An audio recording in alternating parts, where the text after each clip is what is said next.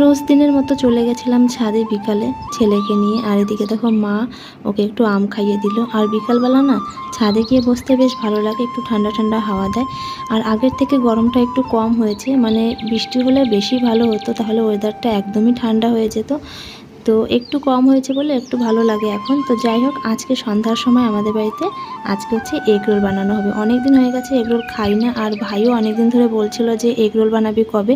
তো আমি ওকে বলেছিলাম যে ঠান্ডার ভাবটা একটু আসুক, গরমটা একটু কম হোক, তখন হচ্ছে এগ রোল বানিয়ে খাবো। কারণ গরমের মধ্যে না ডিম এই সব জিনিসগুলো খেতে অতটা ভালো লাগে না, ঠান্ডা ঠান্ডা ওয়েদার হলে ভালো লাগে। তো মা এদিকে রুটিটা সেঁকে দিয়েছে এগ রোলের, তার মধ্যে শসা কুচি, পেঁয়াজ কুচি, বাদাম, তারপর কাসুন্দি সস, একটু চানাচুর দিয়ে দেখো এগ রোলটা বানিয়ে নিলাম। খেতে কিন্তু মোটামুটি ভালো হয়েছিল, আর দেখতেও ভালো হয়েছে। তোমাদের কাছে কেমন লাগলো কমেন্ট করে অবশ্যই বলো।